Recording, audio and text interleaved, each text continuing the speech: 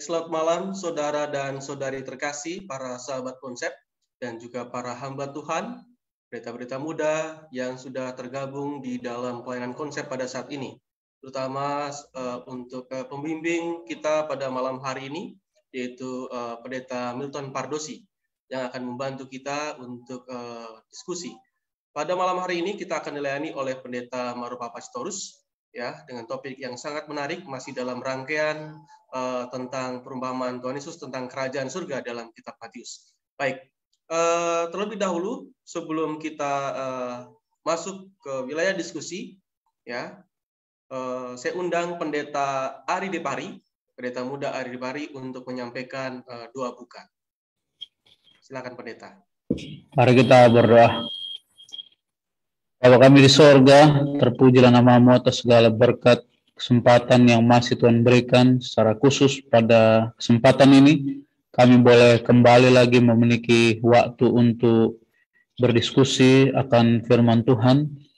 Tentunya dalam satu wadah pelayanan bersama dengan tim konsep dan hamba-Mu Pendeta Pardosi, dan tentunya semua sahabat-sahabat konsep yang menyaksikan seluruh rangkaian diskusi Alkitab ini baik secara live dan juga tunda nantinya melalui platform YouTube dan lain sebagainya. Tuhan, Engkau yang menguasai kami dengan kuasa Roh Kudus sehingga seluruh rangkaian acara ini, khususnya pembahasan dan diskusi dan materi yang akan disampaikan oleh hamba-Mu Pendeta Muda Maropapa, boleh berjalan dengan baik dan tentunya ini boleh menjadi berkat bagi kami.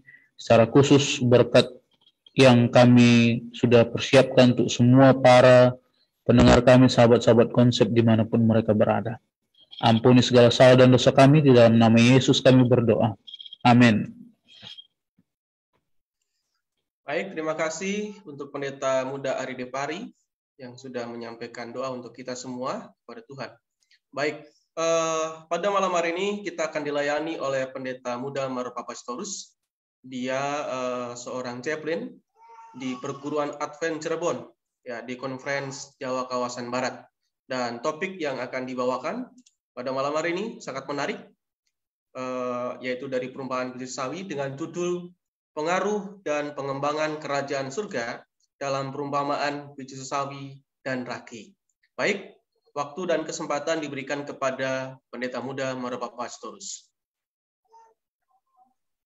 Baik, selamat malam. Selamat bertemu kembali dalam rangkaian acara kegiatan diskusi Alkitab seperti malam yang sudah kita lakukan. Terima kasih Pendeta Muda Wicahyono yang telah memandu.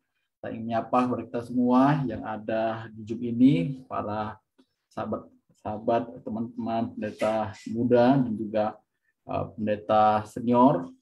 Terima kasih kita mengikuti semua tiap malamnya, dan izinkan saya berbagi slide terlebih dulu agar kita dapat mengikuti materi yang akan kita pelajari pada malam hari ini.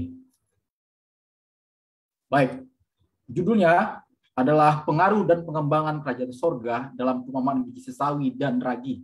Itu dicatatkan dalam Alkitab dalam Matius pasal 13 ayat 31 sampai 34, di buku Markus pasal 4, 30 sampai 34, dan di buku Lukas 13, 18 sampai 21. Jadi ada 3 buku Injil yang mencatatkan perumpamaan tentang biji sesawi dan ragi ini. Nah, seperti apa sebenarnya perumpamaan ini? Mari kita pelajari satu persatu. Sebagai latar belakang dari perumpamaan ini, di tengah orang banyak yang mendengarkan ajaran Kristus, terdapat banyak orang Farisi. Mereka memandang dengan ejekan betapa sedikit dari antara pendengarnya yang mengakui dia sebagai Mesias. Dan mereka bertanya kepada diri mereka sendiri, bagaimana guru yang tulus ini dapat mengangkat Israel kepada pemerintahan semesta tanpa kekayaan, kekuasaan, atau penghormatan? Bagaimanakah ia dapat mendirikan kerajaan yang baru itu? Kristus membaca pikiran mereka dan menjawab mereka. Jadi diawali dari satu keraguan yang muncul dalam pikiran ahli-ahli Taurat dan orang Farisi akan bagaimana Yesus akan mengembangkan kerajaan surga itu. Mulailah Yesus mulai dengan pertanyaan untuk menjelaskan keraguan yang muncul di dalam hati para ahli-ahli Taurat dan orang Farisi itu. Dalam Markus 4 ayat 30 katanya lagi, dengan apa hendaknya kita membandingkan kerajaan Allah itu, atau dengan perumpamaan manakah hendaknya kita menggambarkannya? Lalu Yesus kemudian menyampaikan dalam Matius 13 ayat 31 sampai 33 perumpamaan yang disebut dengan seumpama biji sawi dan ragi itu. Yesus membentangkan suatu perumpamaan lain lagi kepada mereka, katanya, hal kerajaan sorga itu seumpama biji sesawi yang diambil dan ditaburkan orang di ladangnya.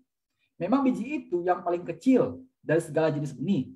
Tetapi apabila sudah tumbuh, sesawi itu lebih besar daripada sayuran yang lain, bahkan menjadi pohon, sehingga burung-burung di udara datang bersarang pada cabang-cabangnya. Dan ia menceritakan perumpamaan ini juga kepada mereka.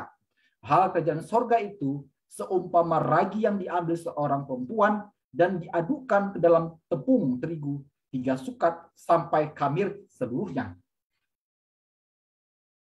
Perumpamaan ini merupakan gambaran kerajaan Allah yang dinyatakan melalui kehadiran dan pelayanan Yesus. Semula dianggap sepele oleh para pemimpin Yahudi karena Yesus tampil bukan sebagai seorang raja yang berkuasa. Ia hanya anak tukang kayu dan berkeliling dengan murid-muridnya yang terdiri dari orang-orang banyak. Nah, apa sebenarnya menjadi tujuan ketika Yesus menyampaikan perumpamaan biji sawi dan ragi itu? Dalam Mazmur 78 ayat 2, aku mau membuka mulut mengatakan Amsal dan aku mengucapkan teka-teki sejak zaman purbakala.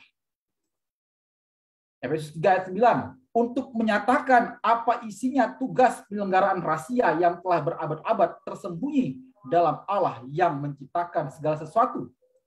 Yesus Kristus datang membuka kerajaan sorga yang tersembunyi sejak dunia dijadikan, mengajar melalui perumpamaan untuk membuka apa yang selama ini yang rahasia belum diketahui oleh orang-orang, dan kerajaan surga sejak dunia itu telah dijadikan. Oleh sebab itu, pada materi ini akan berfokus kepada 5 poin penting yang akan kita pelajari. Bagaimanakah memahami biji sesawi dan ragi itu? Poin yang kedua, bagaimanakah konsep biji sesawi yang ditabur di ladang dalam konteks penyebaran Injil kerajaan Allah? Bagaimanakah konsep cara kerja ragi dalam konteks penyebaran Injil kerajaan Allah? Siapa sebenarnya biji sesawi dan ragi itu? Dan yang terakhir, apakah implikasi dari perumpamaan biji sawi dan ragi pada masa kini? Nah, saya membuat semacam tabel di sini untuk kita lihat bagaimana karakteristik dari biji sawi dan ragi. Nah, ada kemiripan dari antara keduanya. Kalau kita lihat biji sawi itu dengan ragi adalah biji yang kecil. Biji sawi itu yang terkecil, ragi itu butiran terkecil. Oleh karena bentuknya yang kecil, ukuran yang kecil, sering sekali dianggap kurang berarti, kurang penting. Kecil itu bukan berarti juga tidak menekankan pada manfaat dan prioritas. Dan ketika Yesus mengucapkan sebuah perumpamaan tentang biji sesawi, dia pun mengucapkan, menggambarkan iman. Kecil tapi itu memiliki manfaat yang luar biasa. Di dalam ragi, ketika Yesus memberikan perumpamaan tentang kecilnya butiran-butiran itu, ragi itu sangat dibutuhkan untuk mengkhamirkan adonan yang banyak. Ini memiliki gambaran dampak positif Injil, seperti halnya yang didapatkan dalam Matius 13 ayat 33 dan Lukas 13 ayat 21, Keluaran 12 ayat 15 sampai 39 dan seterusnya. Dan juga ketika muncul ragi yang dilarang, itu melukiskan tentang bagaimana doktrin palsu yang menyebar, yang merusak doktrin yang benar. Berikutnya, meskipun karena lihat dari bentuknya kecil, biji sesawi dan ragi itu, tetapi ketika itu digunakan memiliki dampak yang luar biasa. Kita lihat awalnya hanya kecil, lalu biji sawi itu bertumbuh dan dia menjadi besar, bahkan hinggaplah banyak burung-burung ya di pohon itu. Ya. Biji sawi itu telah mendatangkan manfaat yang besar ya, bagi makhluk yang lain. Nah, demikian juga ragi, ketika dia ya, digunakan, dicampurkan ke dalam adonan, maka adonan itu akan ya, mengembang, ya, dan itu bermanfaat ketika ya, membuat sebuah kue dan sebagainya. Nah, seringkali yang kecil itu juga tidak dianggap tidak berarti, ya. Tapi bukan berarti apa? Tidak memiliki manfaat jasmani, ya. Bahkan ya seringkali juga secara rohani yang kecil itu ya dalam perumpamaan ini di sawi dan ragi itu ya, membawa berkat rohani, ya, pengaruh. Nah, bagaimanakah kita memahami biji sawi dan ragi itu? Mari kita melihat bagaimana keterangan yang diberikan di sini. Nah, dalam biji sawi memberikan perbandingan dengan memakai ya, bentuk yang kecil itu, menyatakan bahwa kerajaan Allah yang awalnya kecil seperti biji sawi, tetapi ketika ditaburkan dia akan berkembang dengan besar. Ya. Itulah yang menggambarkan kerajaan surga. Ya, demikian juga pergumulan gereja yang kecil ketika telah bertumbuh, dia akan mempunyai daya hidup yang kuat, berkembang menjadi kelompok yang besar. Dari kelompok yang kecil terdiri dari sejak mula-mula para rasul dan menyebar sampai ya, seluruh penjuru dunia. Nah, mari kita lihat ya, mengapa Yesus menggunakan ya, biji sesawi untuk menggambarkan ya, kerajaan surga itu.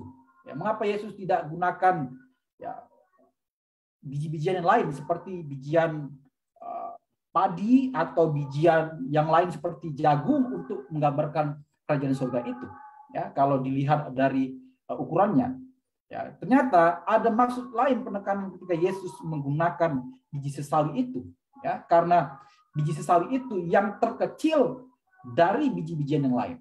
Ya, kalau kita bandingkan di sini, ya dibandingkan dengan biji padi, ya atau biji ya, jagung, ya masih jauh lebih besar lagi biji padi dengan biji jagung. Ya, ya biji sawi itu sangat kecil sekali dia, ya sangat kecil sekali. Nah, proses ya bagaimana pertumbuhan biji sawi itu ketika dia sudah ditaburkan, ya dimasukkan ke dalam tanah, dari yang kecil itu dia akan tumbuh ya, bahkan bisa mencapai setinggi 3 meter atau 3 kaki. Ya, dapat kita bayangkan dari yang kecil bertumbuh hingga tingginya sampai 3 meter. Nah, ini seperti yang dicatatkan dalam buku Daniel, satu gambaran ya mimpi Nebukadnezar, ya sebuah pohon yang tinggal tungkulnya tetapi masih tumbuh dan dia bertumbuh menjadi besar, indah, dan di bawah pohon itu banyak binatang yang mencari makan. Jadi ya, mirip sekali dengan gambaran yang dituliskan dalam kitab Daniel.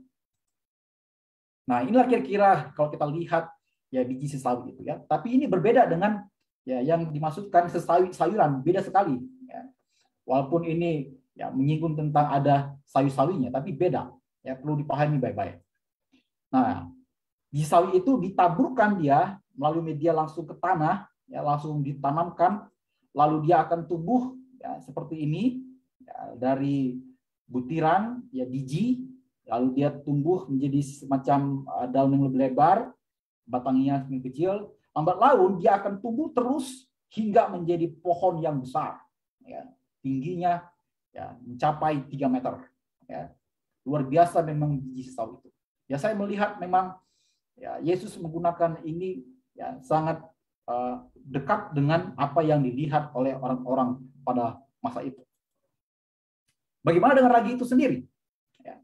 Nah, kalau kita lihat ragi itu adalah sebuah zat yang dapat menyebabkan fermentasi. Ya.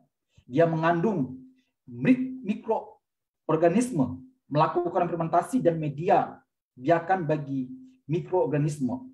Ragi itu umumnya digunakan ya, dalam kegiatan industri makanan seperti halnya membuat tempe, membuat acar, ya, membuat ragi dan lain sebagainya. Ya, jadi sifat dari ragi itu sendiri adalah untuk mengembangkan, ya, ketika dicampurkan dengan bahan yang lain, sehingga dia membuat satu dampak yang luar biasa ketika bercampur dengan, ya, bahan yang lain.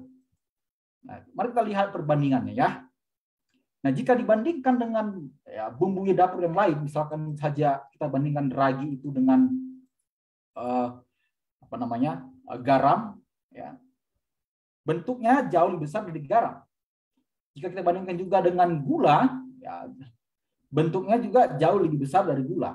Nah, kadang-kadang kita berpikir, mengapa Yesus menggunakan perumpamaan ini dengan menyebutkan kerajaan surga itu sebagai ragi, bukan sebagai garam atau gula. Ya. Di sini kita melihat bahwa, ya, ragi itu sendiri memiliki manfaat yang berbeda dari garam atau gula. Karena garam ini, ya, digunakan sebagai perumpamaan kepada manusia, ya, manusia yang memberikan rasa yang berbeda, ya, manusia yang memberikan dampak yang berbeda. Tapi ketika ragi, ya, disebutkan di sini adalah kerajaan sorga. Ya, jadi kalau kita lihat dari ukuran, ya, kenapa tidak pakai garam atau gula? Ya, maksudnya di sini adalah ketika Tuhan Yesus gunakan perumpamaan ragi, itu berarti ada penekanan khusus yang Yesus ingin maksudkan, bahwa ragi itu dicampurkan memberikan pengaruh yang besar kepada bahan yang lainnya. Dalam proses pembuatan kue, terdapat suatu proses pemberian ragi pada adonannya. Pemberian ragi ini bertujuan agar adonan kue yang digunakan dapat mengembang dengan baik. Ya, mengembangnya adonan kue disebabkan karena salah satu mikroorganisme yang terdapat pada ragi itu, yaitu jamur, ya, dia berproses, ya, sehingga, ya, adonan itu dapat berkembang. Ya, seringkali seorang pembuat kue menggunakan ragi itu sebagai pengembangnya dia. Nah, kalau tidak dicampurkan, maka roti itu atau kue itu dia tidak akan, ya, menjadi kue yang besar. Ya. Dia hanya bagian kecil saja. Nah, mari kita lihat bagaimana ragi itu berproses. Nah, kita lihat di sini raginya, ya, dia hanya butiran-butiran kecil saja. Ya. Ketika dia dicampurkan kepada adonan yang lain, dia tidak sebanyak dari adonan yang dicampurkan. Misalkan saja, ya, seperti satu wadah seperti ini, ya, ya, ini besar sekali, ya, lalu dicampurkan hanya tidak sampai 1 sendok, lalu diaduk, ya, lalu diproses dia semacam, ya, putar-putar pakai alat penggulung itu, ya, dipipihkan. Kemudian proses berikutnya dia akan dipanggang dan menghasilkan roti seperti ini. Ya, jadi, ya, dari yang sedikit itu digunakan bisa mengembangkan roti menjadi hasilnya yang sangat baik dan dapat dikonsumsi. Ya. Jika tidak dicampur, maka hasilnya tidak baik. Ya. Sifat ragi itulah yang sangat menarik di sini kita lihat, ya, bagaimana ketika dicampurkan hanya sedikit saja dapat menghasilkan roti yang baik untuk dikonsumsi. Nah, mari kita lihat, ya, bagaimana pengertian Injil itu sendiri sebelum kita masuk kepada bagaimana ragi dan biji sawi itu, ya, menjadi gambaran kerajaan Allah. Nah, karya Allah dalam kisah penciptaan menjelaskan tentang Allah meletakkan dasar Injil kabar baik dari segala sesuatu yang Tuhan buat. Sungguh amat baik. Setelah dosa masuk, maka rencana Allah itu telah hilang. Hal itu mengakibatkan manusia harus mengalami kematian, kesusahan, penyakit, penderitaan, kecewaan, bahkan mereka tidak memiliki pengharapan. Ya, sebagaimana pelajaran sosial kita disinggung, ya, beberapa minggu yang lalu, bagaimana, ya, Yesus, ya, disampaikan di sini dalam sebuah nubuatan mesianik, dia pun tidak hanya memberikan hukuman kepada manusia, bahkan kepada ular dan sebagainya, tapi dia menawarkan akan pengharapan ketika manusia itu kehilangan, yang disebut dengan akibat dosa itu. Nah, inilah Injil, kabar baik itu. Kabar baik tentang bagaimana manusia yang berdosa, yang telah melanggar hukum Allah, melalui iman, Kristus telah melakukan sebuah karya penebusan di kayu salib. Dosa-dosa manusia telah diampuni. Nah, mari kita lihat bagaimana dihubungkan ya, konsep biji sawi itu yang ditaburkan di ladang ya, dalam penyebaran Injil Kerajaan Allah. Nah, jika kita lihat dari sifat dari biji sawi itu, ya, dia ketika dimasukkan ke dalam tanah, ya, ditaburkan, ya, dari yang kecil, lambat laun dia berkembang ya, menjadi sangat besar. Nah, hal itu juga menggambarkan tentang bagaimana Injil Kerajaan Allah itu berkembang sehingga kebenarannya akan menyebar, membesar, bahkan memenuhi seluruh dunia. Jadi itulah konsep yang terdapat dari biji sesawi itu. Mari kita lihat. Nah, Injil kebenaran dimulai dengan ketika Yesus Kristus memilih dari ke-12 murid-muridnya. Petrus, Andreas, Yakobus, Yohanes, Filipus, Bartolomeus, Thomas, Matius, Yakobus, anak Alfeus, Tadeus, Simon, dan Yudas Iskariot. Ya, kita tahu ceritanya bagaimana Yesus memilih mereka. Mereka hanya ya, orang-orang yang biasa, datang biasa. Bahkan mereka ini orang-orang yang tidak seringkali memiliki pandangan yang diremehkan dari orang yang lain. Tapi Yesus menggunakan mereka untuk ya, menyampaikan, mengabarkan ya, kebenaran Injil itu sendiri. Ya, kita tahu ceritanya bagaimana Yesus melakukan panggilan secara pribadi kepada mereka. Ya, di samping mereka ada kegiatan tersendiri, dan Yesus mengajak mereka untuk ya, menjadi ya, 12 murid. Nah, setelah Yesus lakukan panggilan pribadi, ya, bagaimana mereka dimenangkan, ya, mereka diubahkan setelah bertemu dengan Yesus, akhirnya dari berangkat 12 murid ini kemudian berkembang menjadi 70 murid. Ya. 12 murid ini diutus untuk menyampaikan Injil ya, sesuai dengan tempat-tempat yang Yesus telah kirimkan, sehingga mereka bertambah-tambah jumlahnya. Nah, kita melihat di sini bagaimana ketika Injil itu bekerja dan diterima oleh seseorang, Injil itu akan mengubah hidup seseorang, dan dia akan berjalan dengan benar bersama seperti terang yang dia terima, dan kian kemari bertambah terang sampai ya, membawa dampak kepada yang di sekitarnya.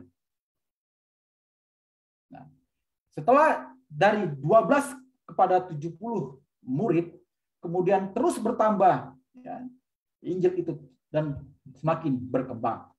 Dalam Kolose 1 ayat 23, sebab itu kamu harus bertekun dalam iman, tetap teguh dan tidak bergoyang. Dan jangan mau digeserkan dari pengharapan Injil yang telah kamu dengar, yang telah dikabarkan di seluruh alam, di bawah langit, yang aku ini Paulus telah menjadi pelayan. Ya, bagaimana pengalaman Rasul Paulus, seorang yang telah diubahkan hidupnya, yang telah menerima Injil, dan dia menjadi pribadi yang berkembang, dan di dalam saat yang sama dia pun berdampak kepada ya, orang lain. Ya. Dia terus berkembang dan kehidupannya pun menjadi dampak yang baik kepada orang yang mendengar Injil yang disampaikan oleh Rasul Paulus. Kita melihat lagi bagaimana di ayat yang lain dalam 2 Korintus 4 ayat 15, sebab semuanya itu terjadi oleh karena kamu, supaya kasih karunia yang semakin besar berhubung dengan semakin banyaknya orang yang menjadi percaya, menyebabkan semakin melimpahnya ucapan syukur bagi kemuliaan Allah. Bahkan Injil itu terus berkembang, ya, sebagaimana kita tahu dalam Amanat Agung Matius 28-18-20, Yesus menekankan agar para murid pergi untuk menjadikan semua bangsa murid, membaptis mereka dalam nama Bapa, Anak, dan Roh Kudus. Dan Yesus terus menyertai mereka sampai akhir zaman. Dalam Matius 24 ayat 14, dan Injil Kerajaan ini akan diberitakan ke seluruh dunia sampai tibalah masa kesudahannya. Kita melihat bagaimana Injil itu terus berkembang, ya, dan dia semakin besar, ya, secara jasmaninya dia berkembang, karena penyebarannya, dan karena dampak yang telah ditimbulkannya kepada mereka yang diubahkan oleh Injil, dan bagaimana orang lain pun mendapat manfaat yang sama ketika Injil itu diterima dalam hidup mereka. Mari kita melihat bagaimana konsep cara kerja ragi dalam konteks penyebaran Injil. Nah, sebagaimana tadi kita telah melihat, proses dari pencampuran ragi itu dalam adonan ya hanya dibutuhkan sedikit saja untuk mengembangkan adonan yang banyak.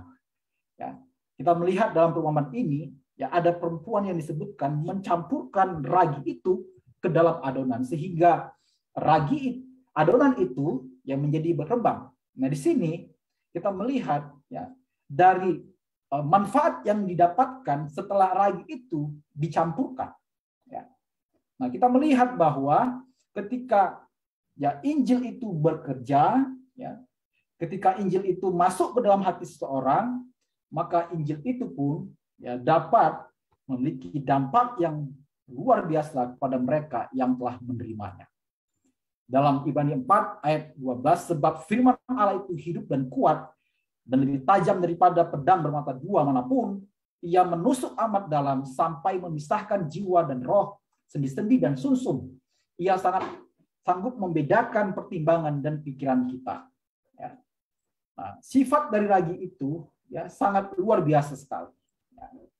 Ya, dia memberikan dampak kepada ya orang atau adonannya. Ya, kita lihat dalam campuran itu. Begitupun juga dengan Injil itu. Ya, dia memberikan dampak kepada mereka yang telah menerimanya. Nah, cara kerjanya itu tidak terlihat seperti halnya juga biji sesawi yang ditaburkan di dalam tanah. Ya, ketika mereka telah menerima Injil itu, menyimpan di dalam hatinya, dan Roh Kudus bekerja di dalam hatinya, maka ya, mereka yang menerima ya, akan ya, memiliki perubahan yang luar biasa. Karena apa? Karena Roh Tuhan bekerja, Roh Tuhan yang mengubahkan pribadi seseorang itu menjadi ya, memiliki ya, dampak yang luar biasa. Nah, Injil masuk ke dalam jiwa.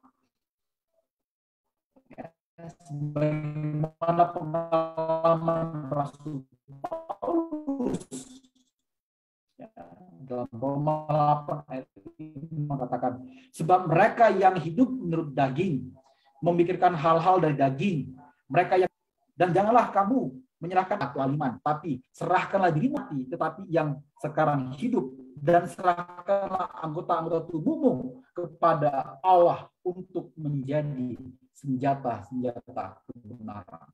Ya. Kita melihat di sini bagaimana luar biasanya dampak dari Injil itu sendiri. Ya. Dia terus ya, memberikan pengembangan yang luar biasa kepada mereka yang telah menerima. Ya. Ketika Injil itu diterima, dicampurkan, ya, maka dia pun memberikan dampak pada mereka yang telah menerima.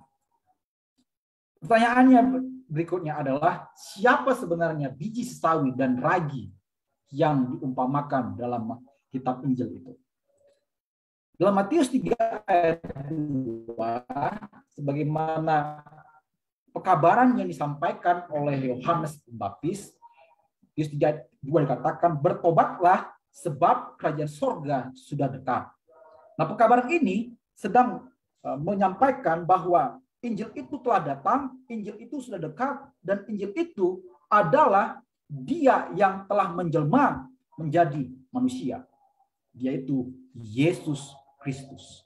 Jadi biji sesawi, ragi itu sebenarnya melambangkan Yesus Kristus yang telah datang ke dunia ini. Ada satu kutipan dari buku Ellen G. White mengatakan, dan di Yerusalem banyak orang yang telah percaya akan Yesus Kristus secara rahasia. Kebenaran yang ajaib bahkan hanya melalui Kristus pengampun dosa yang diperoleh haruslah dijelaskan. Tetapi hendaknya pekerjaan tidak berhenti sampai di situ saja.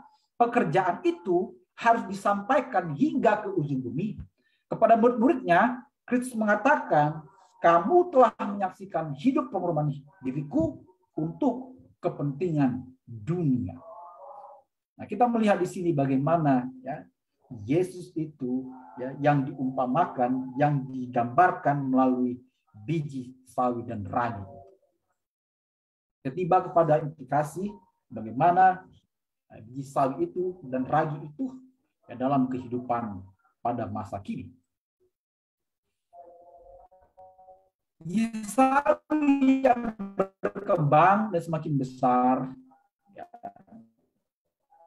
itu menjelaskan bagaimana ya orang yang memberitakan Injil, orang yang telah menerima Injil, hidupnya akan berubah, hidupnya akan berkembang sampai kepada kehidupan orang lain, dan orang lain pun yang menerima dampaknya semakin ya, berkembang dan menjadi besar. Dalam Kolose 1 ayat 23, sebab itu kamu harus bertekun dalam iman, tetap teguh dan tidak tergoncangkan, dan jangan kamu digeser dari pengharapan Injil yang telah kamu dengar, yang telah dikabarkan di seluruh alat di bawah langit, yang aku ini Paulus sampaikan. Lihat di sini ya, bagaimana pentingnya ya, Injil itu bekerja, bagaimana Injil itu ya, memiliki kuasa ya, merubah hidup orang yang telah menerimanya.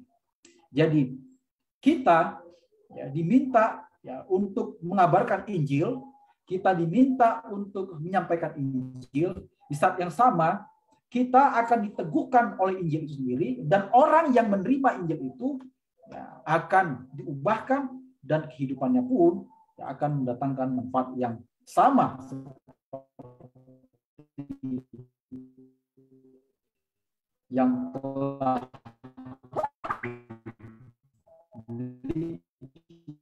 oleh pengalaman orang yang telah menerima.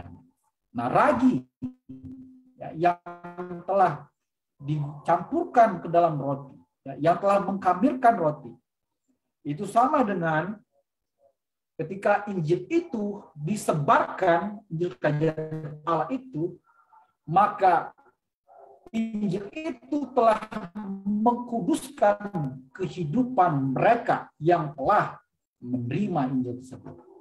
Dalam Korintus 5 ayat 8, bukan pula dengan ragi, keburukan dan kejahatan, tetapi dengan roti yang tidak beragi, yaitu kemurnian dan kebenaran. Ya, ketika hidup manusia telah diterima melalui Injil, sebagaimana ragi itu dicampurkan kembang, demikianlah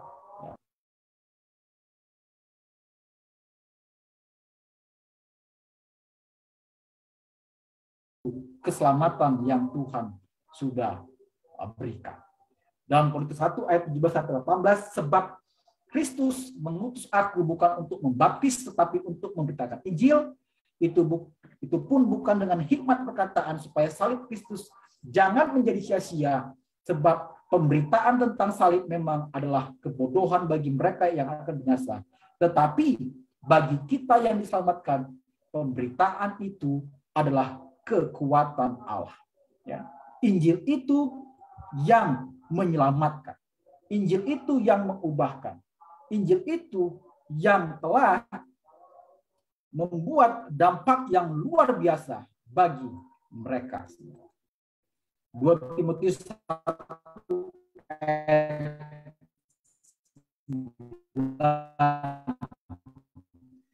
Dialah yang menyelamatkan kita dan memanggil kita dengan panggilan kudus, bukan berdasarkan perbuatan kita, melainkan berdasarkan yang telah dikaruniakan kepada kita dalam zaman. Kutipan dari buku N.G. White, Bina Kehidupan Abadi, manakala Kristus menuturkan firman ini, pohon sesawi dapat dilihat dari jauh dan dekat, menjulang tinggi di atas rumput serta gandum, dan melambaikan tangkai-tangkainya yang ringan di udara. Burung melompat dari satu dahan ke dahan yang lain dan berkicau di tengah dedaunan. Namun biji yang tumbuh menjadi pohon yang besar adalah dari antara biji yang terkecil. Mula-mula ia bertunas kecil, namun penuh daya, hidup dan tumbuh serta berkembang sampai mencapai tinggi yang besar. Demikianlah dengan kerajaan-kerajaan dunia ini. Tampaknya seperti yang terkecil, dari semuanya. Pengakuan Kristus sebagai Raja telah diejek oleh penguasa-penguasa dunia ini. Namun, dalam kebenaran-kebenaran yang penuh kuasa yang diserahkan kepada pengikut-pengikut kerajaan Injil itu mengandung suatu kehidupan ilahi. Dan betapa cepat pertumbuhannya dan betapa luas pengaruh yang didapatkan. Nah, inilah ya, kehidupan yang sudah dikuduskan itu. Ya. Seperti tadi, ya, ragi yang sudah dicampurkan dengan adonan, dia mengembang. Ya. Ketika Injil itu bercampur, ya, mengubahkan hidup kita, maka pengaruhnya sangat besar sekali. Ya. Dia memberikan dampak yang luar biasa. Simpulan, bagi pemandangan dunia yang kecil sering tidak berarti, ya, tapi beda dengan Tuhan. Tuhan justru menggunakan yang kecil, tidak berarti untuk digunakan menjadi alat yang mengembangkan kerajaannya. Ketika surga bekerja kepada yang kecil, yang dianggap tidak penting, ya, bahkan itu akan menjadi semakin besar hingga memenuhi bumi. Ketika Injil bekerja dalam hidup kita, seorang maka Injil itu akan merubah hidupnya, berkembang jadi hidup yang lebih jalan dengan kehendak Allah. Di saat yang sama, hidupnya pun akan memberikan dampak kepada orang lain yang belum menerima Injil. Dampak pribadi ialah hidupnya akan dikuduskan, disebarkan kepada yang belum mendapatkannya. Inilah kira-kira kesimpulan dari materi yang dapat saya bagikan. Saya kembalikan kepada moderator.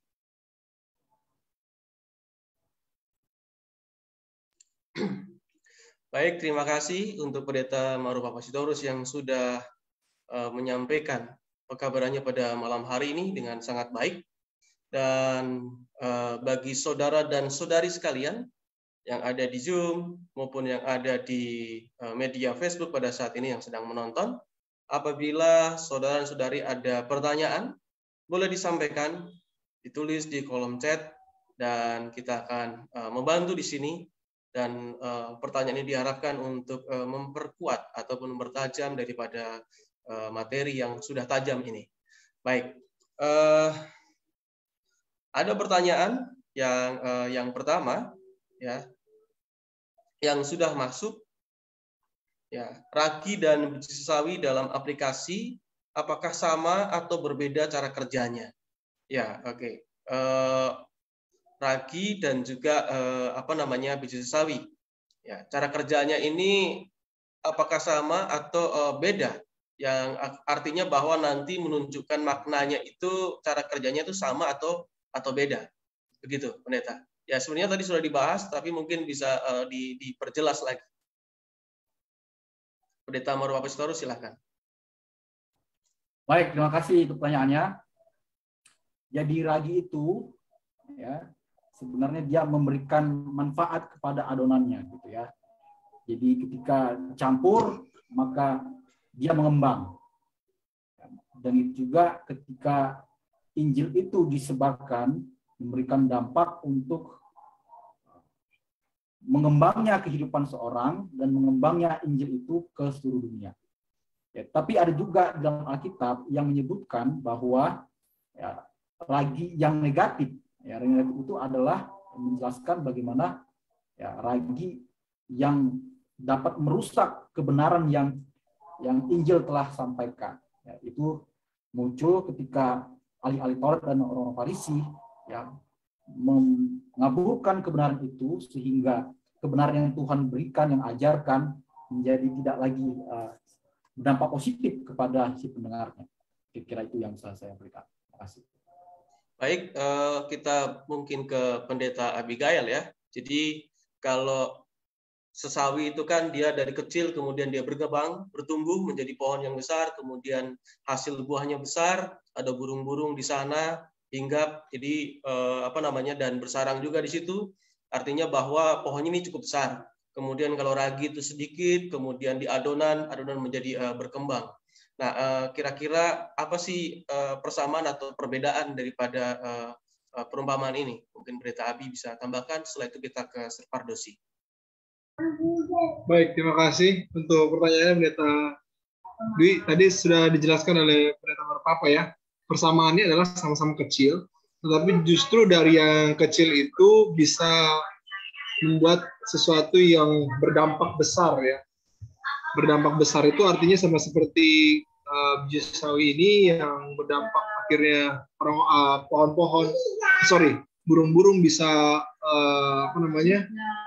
burung-burung bisa hidup di sana, artinya berdampak bagi makhluk hidup lainnya, dan pohon ini pun bisa berdampak bagi manusia pada saat itu.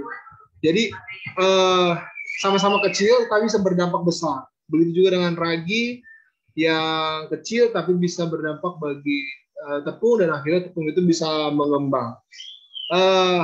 Perbedaannya adalah kalau biji sesawi, biji itu sendiri yang bertumbuh ya, tetapi kalau ragi dia mengembangkan yang lain atau tepungnya, bukan dia yang mengembang ya. Jadi ya mungkin kita bisa melihat di sini bahwa kerajaan surga itu ya, tadi sudah dijelaskan ya bahwa kerajaan surga itu bertumbuh. Artinya bertumbuh itu maksudnya pekabarannya itu yang tadinya mungkin hanya satu kalangan kecil tapi bisa dirasakan atau boleh dikabarkan sampai ke ujung dunia ya. Nah, itu bisa berdampak bagi orang lain. Begitu juga dengan kepada Injil itu sendiri yang akhirnya ya bertumbuh, atau Injil itu sendiri yaitu kebenaran itu sendiri, bahkan kalau kita bisa tafsirkan itu kepada keselamatan melalui Yesus Kristus itu sendiri yang akhirnya bisa dirasakan oleh, dalam tanda kutip, oleh orang lain, nanti bisa berdampak bagi orang lain, bisa membawa keselamatan bagi manusia dan lain sebagainya. Jadi mungkin itu saya melihat dari dua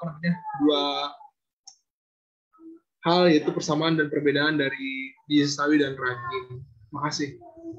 Ya, baik. Terima kasih untuk tambahannya Pendeta Abigail Siombing. Kita ke Sir Milton Pardusi. Ya, minta tolong Sir untuk diberikan mungkin tambahan atau penerangan.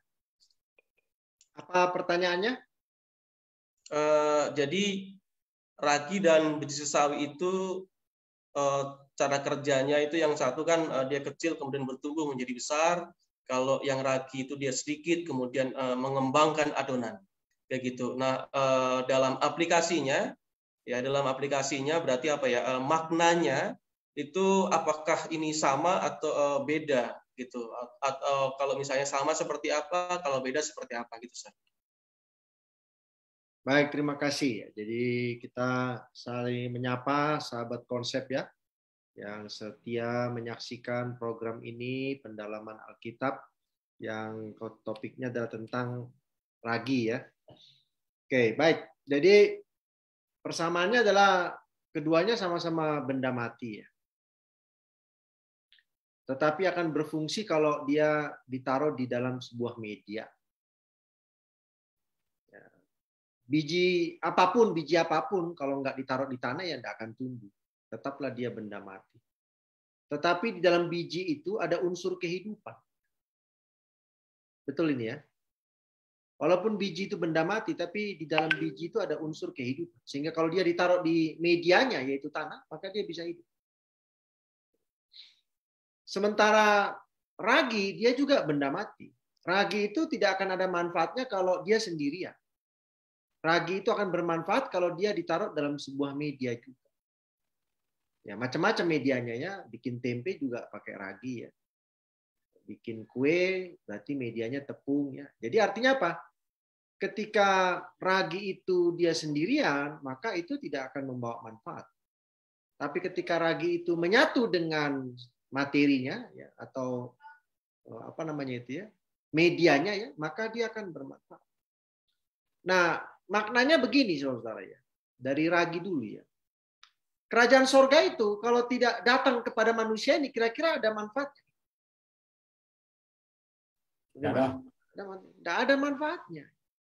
Ya kerajaan sorga itu ya berarti di atas di sana. Nggak akan ada manfaatnya sama kita. Nah itu sebabnya kerajaan sorga itu datang. Karena dia perlu media. Siapa medianya? Ya kita ini manusia. Sehingga ketika kerajaan sorga itu, yaitu Yesus Kristus sendiri itu datang ke dunia ini, maka kerajaan sorga itu menjadi bermanfaat. Manfaatnya apa? Kalau ragi itu dikatakan tadi membuat adonan itu kamir ya. Sehingga bisa mengembang ya. Maka ketika kerajaan sorga itu menyatu dengan media yaitu manusia itu, maka itu akan membuat manusia itu yang adalah adonan itu menjadi apa? Menjadi mengembang.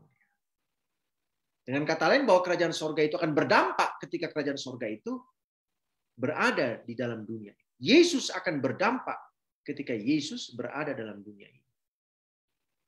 Nah, demikian juga dengan pola biji sesawi itu.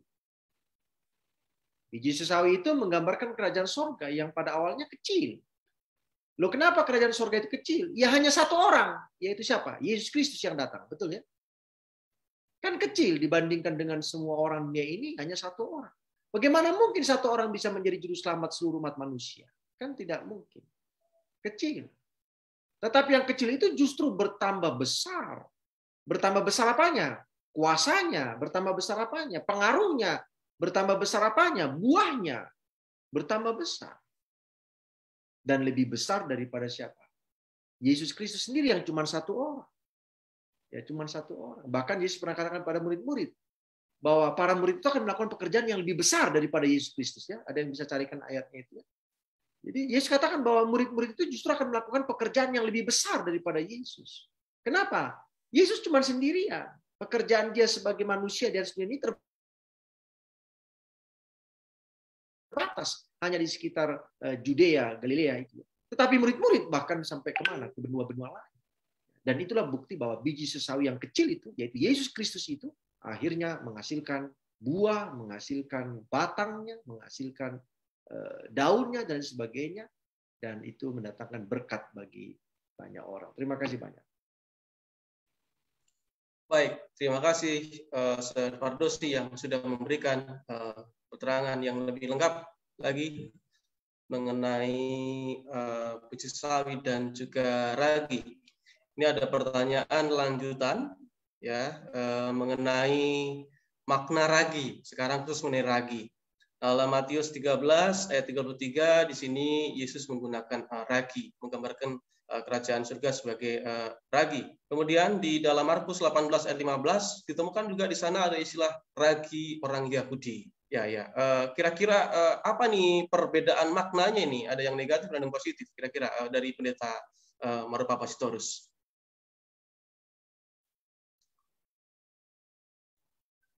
Baik, ragi positif itu adalah Injil kebenaran, firman yang Yesus Kristus ajarkan kepada para murid dan diteruskan oleh para murid kepada orang banyak.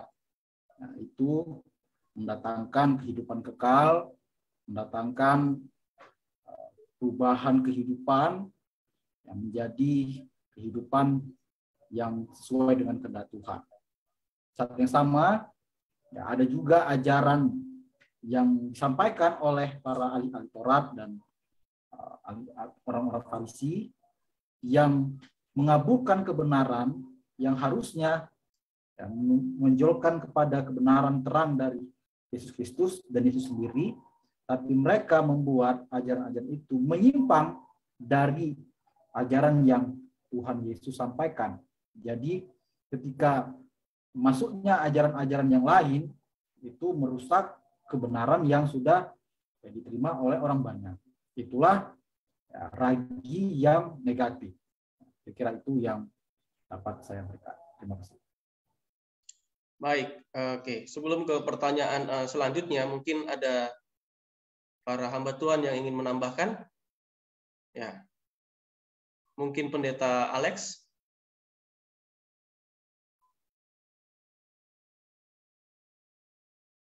Ya, silakan Pendeta. Baik, terima kasih atas kesempatannya.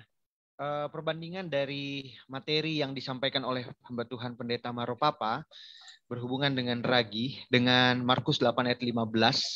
Saya coba baca dulu di Markus 8 ayat 15 yang melihat ragi yang negatif ya. Lalu Yesus memperingati mereka katanya, berjaga-jagalah dan awaslah terhadap ragi orang Farisi dan ragi Herodes. Itu ya. Ayat yang diberikan perbandingan dari pertanyaan tersebut. Begitu ya Pendeta Dwi ya. Nah, ya. melihat, saya kira begitu ya. Ya, melihat dari sebuah konteks yang diangkat dari Markus pasal yang ke-8 ayat yang ke-15 ini merujuk kepada sebuah ajaran ataupun satu bukan satu sekte ya, atau sebuah ajakan ya, yang dimana ragi ini mengajak kepada sebuah pemahaman yang tidak sesuai dengan firman Tuhan.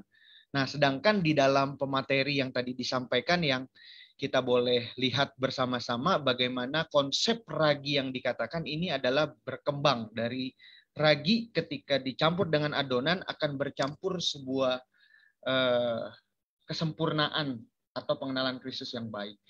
Nah, dari hal ini memang ada dua ajaran yang membawa kepada sebuah kepercayaan.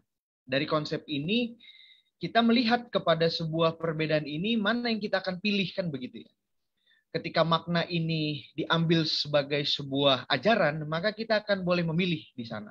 Karena pertanyaan di sini dikatakan, apa makna ragi secara rohani menurut Alkitab? Tadi telah disampaikan secara baik. Bagaimana pandangan yang kita mau ambil dari mana dulu ya.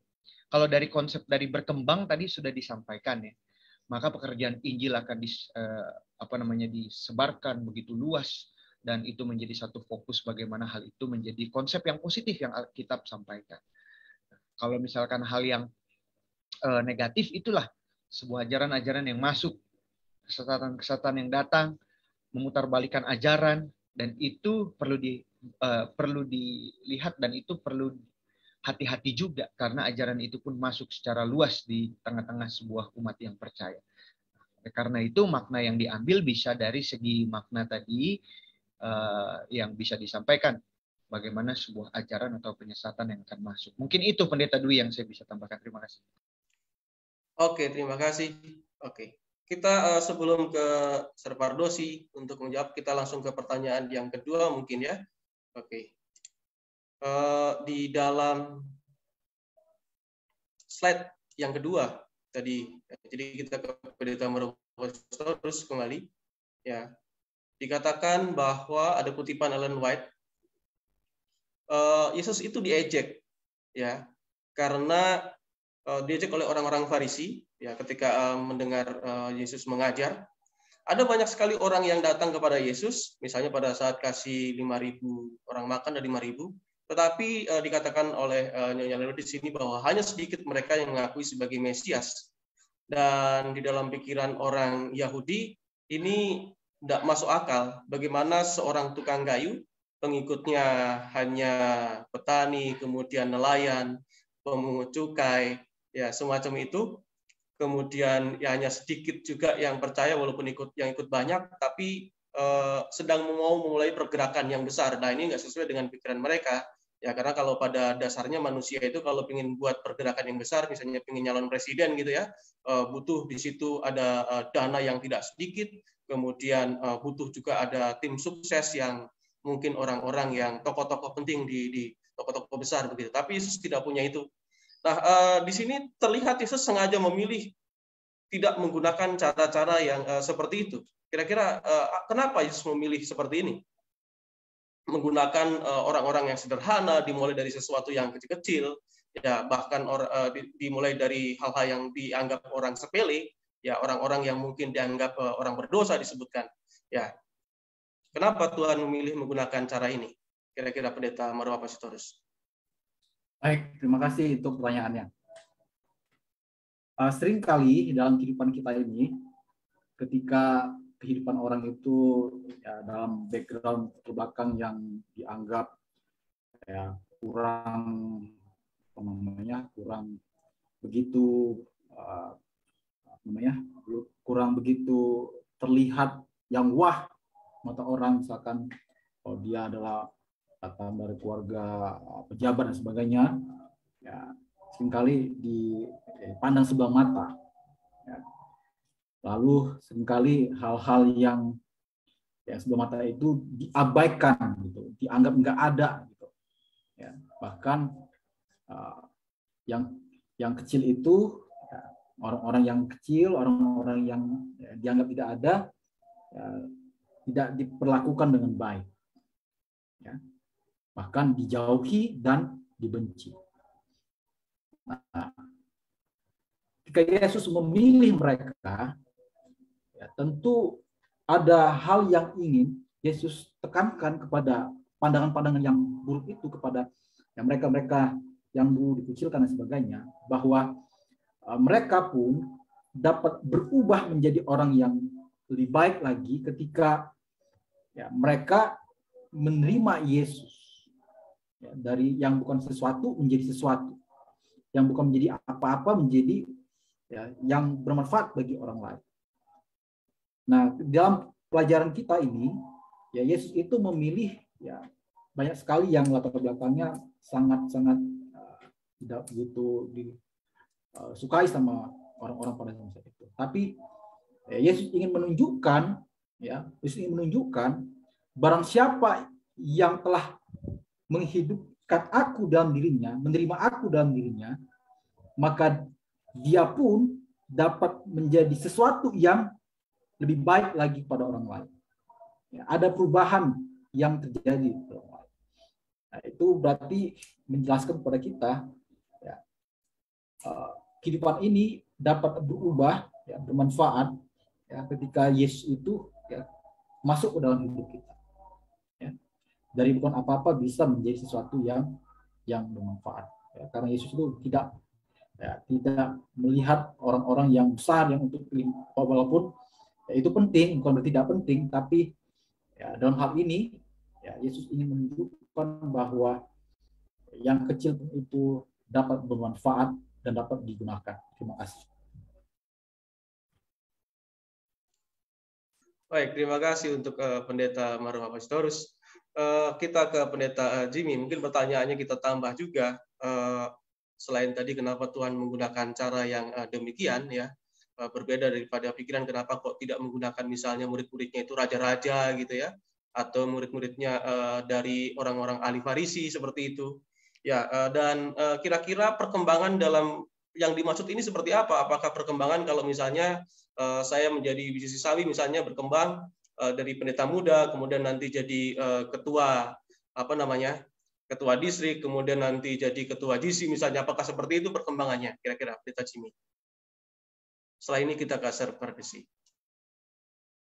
Nah, baik, terima kasih. Jadi memang Tuhan itu, ya tadi kita sudah lihat bagaimana Tuhan itu, ya kerajaan Allah itu kan diumpamakan seperti biji sesawi, ya, juga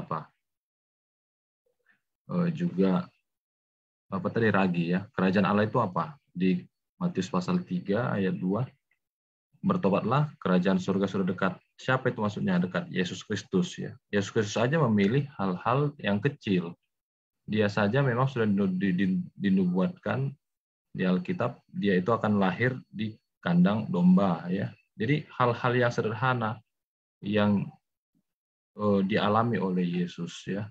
Tadi sudah disampaikan Pendeta Pardosi bahwa seperti ragi, ya. Siapa yang peduli dengan ragi? Nggak terlalu dianggap penting, ya kan?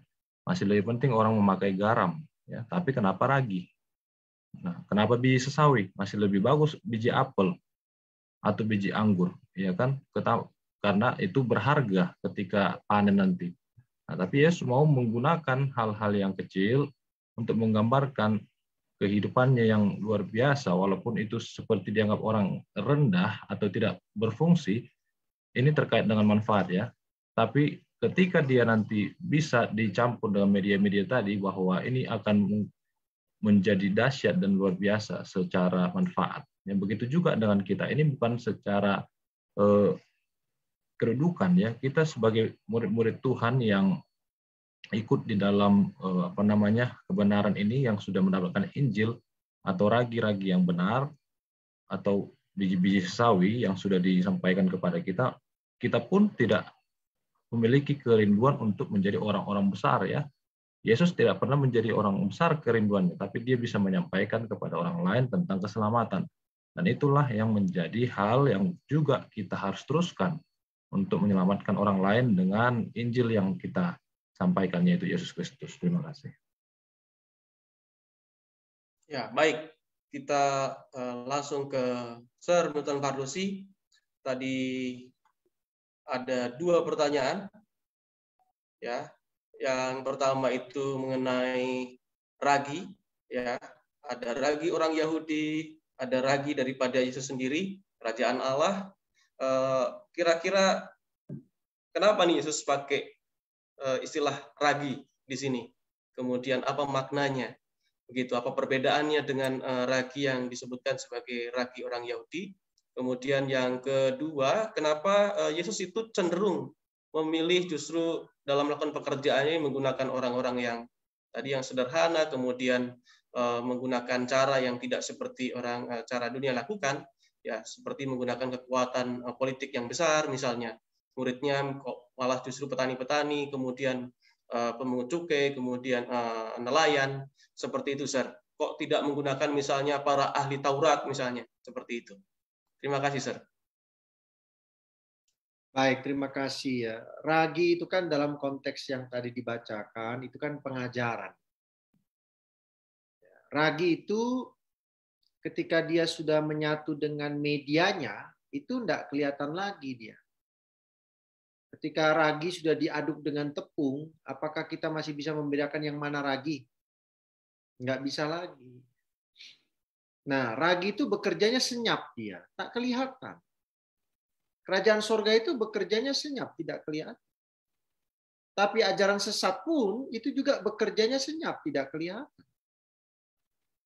Sebagaimana Tuhan menaburkan pelajaran minggu lalu ya, gandum, maka ada juga yang menaburkan apa? Lawan. Nah itu sebabnya Yesus katakan berhati-hatilah kepada ragi orang Farisi, kepada pengajaran-pengajaran mereka. Karena pengajaran itu tidak benar. Dan tanpa disadari itu bekerja dengan tidak terlihat, senyap dia. Tapi membawa dampak. Dampaknya apa? Ya, penolakan kepada kebenaran firman Tuhan. Pemahaman yang menyimpang dari kebenaran firman Tuhan. Nah oleh sebab itu dalam pelajaran kita malam ini ya, bahwa ragi itu seperti saya katakan itu adalah Yesus Kristus sendiri. Akulah jalan kebenaran dan apa? Hidup ya. Yohanes 14 itu. Maka dia bekerja dengan senyap. Ya. Tetapi membawa dampak kalau dalam Alkitab itu kan mengkamirkan Adonai. Ya, saya boleh membawa istilah pekerjaan Yesus sebagai jalan kehidupan dan kebenaran itu menguduskan seseorang. Tepung yang tidak ada rasanya, tepung yang tidak bisa diolah menjadi kue yang enak, mengembang kalau tidak ada raginya. Maka kehidupan manusia itu tidak akan menjadi menarik, tidak akan menjadi membawa berkat, tidak akan membawa keselamatan ketika tidak ada apa? Yesus di dalamnya. Jadi Yesus itu mengkamirkan manusia itu yang tidak berarti, yang berdosa, itu menjadi kudus di hadapan siapa? Di hadapan Bapa yang di surga. Jadi itulah closing statement saya pada malam hari ini atau pada pertemuan kita malam ini ya. Bahwa biji sesawi, dia kecil tetapi dia bertumbuh membesar.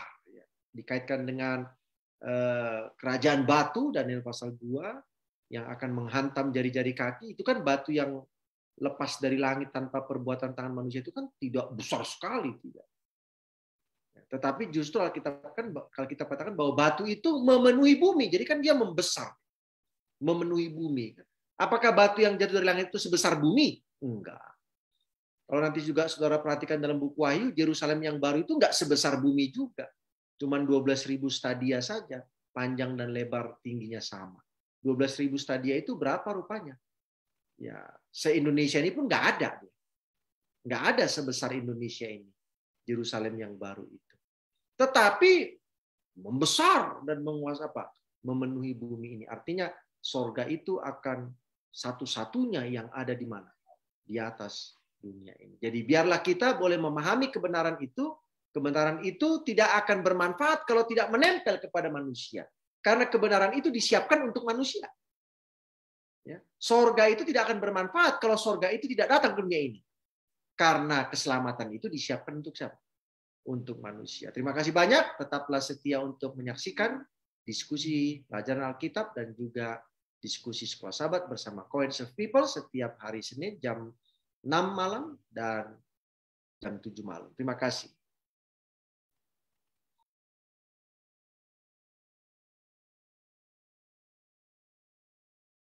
Baik, terima kasih, Sir. Kita kembali ke Pendeta Maruah Pastorus untuk menyampaikan closing statement. Setelah itu kita akan doa tutup. Baik, sebagai closing statement yang mau saya sampaikan dari pelajaran kita, bagaimana Tuhan rindukan agar kita memiliki kehidupan yang berdampak kepada orang lain.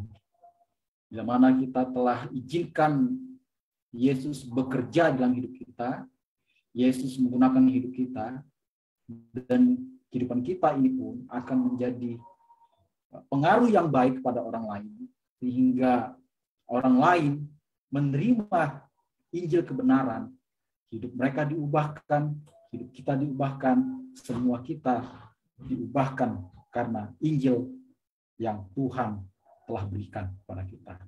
Dengan demikian, mari kita sampaikan kabar Injil ini, mari kita menginjil agar kita menjadi tetap kuat, agar orang lain juga menerima kebenaran, agar kita semua menjadi kehidupan yang bermanfaat bagi orang lain. Terima kasih. Baik, terima kasih Pendeta Maruah Pastorus. Dan inilah akhir daripada acara kita. Dan saya undang Pendeta Matias Tanii untuk menyampaikan doa tutup. Mari kita berdoa. Maha besar Tuhan kami yang ada di sorga, kembali lagi Tuhan kami mau bersyukur oleh karena kami menyadari bahwa kami bisa hidup hingga saat ini oleh karena anugerah dan kemurahan Tuhan saja. Pada malam ini kami sudah belajar pelajaran yang baik dari firman Tuhan yang sudah dibawakan oleh hamba-Mu Pendeta Muda Maruah Pastorus. Biarlah pelajaran yang telah kami dapatkan malam ini tidak lalu saja dari pendengaran, bahkan dari pikiran kami, tetapi ini boleh melekat dalam hati pikiran kami, dan kami boleh dimampukan oleh kuasa Roh Kudus untuk menghidupkannya menjadi kemuliaan bagi Tuhan. Pada malam ini kami berdoa untuk sahabat-sahabat konsep yang setia mengikuti tayangan dan terus menonton tayangan-tayangan pelajaran yang boleh disampaikan. Biarlah Tuhan berkati, sehingga mereka juga boleh mendapatkan berkat rohani dan juga berkat sukacita dari surga.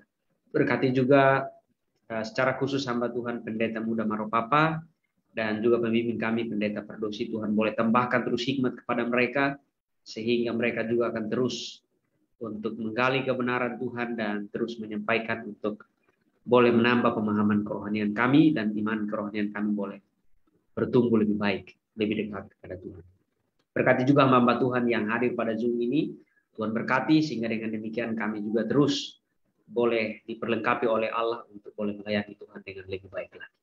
Inilah doa dan pengharapan kami pada malam hari ini. Tuhan, sempurnakan doa kami yang jauh sekali dari sempurna ini, dan mohon ampuni kami orang berdosa. Tuhan, doa ini kami mohonkan di dalam nama Yesus kami berdoa. Amin. Baik, terima kasih saudara dan saudari sekalian, para hamba Tuhan, Pendeta Maruah Pastorus dan juga Sir Milton Parhudi sebagai pembimbing kita pada malam hari ini, dan para sahabat-sahabat konsep yang ada di media Facebook yang mungkin atau yang YouTube juga yang mungkin nanti menonton video ini. Apabila ada pertanyaan bisa ditambahkan di kolom komentar. Dan kita akan berjumpa kembali pada pertemuan yang akan datang, masih di dalam pembahasan rangkaian daripada perumpamaan tentang kerajaan surga, yang terdapat nanti dalam Matius 13 ayat 44-46, yaitu tentang harta yang terpendam dan mutiara yang berharga, yang akan dibawakan oleh Pendeta Ricky Mual. Jadi kita akan ketemu pada pertemuan minggu depan pada jam yang sama. Kiranya Tuhan berkati kita semua.